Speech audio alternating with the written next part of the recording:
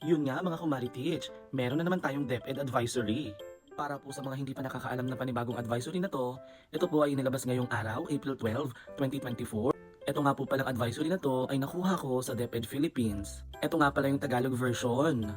Meron po nitong English version, pero yung kinuha ko ay yung Tagalog version para mas malinawan ang karamihan sa atin. Nakalagay nga dito sa may advisory na to upang payagan ang mga mag-aaral na makumpleto ang mga nakabingbing takdang aralin, proyekto at iba pang mga kinakailangan habang ang pagtatapos ng taon ng pag-aaral ay mabilis na nalalapit.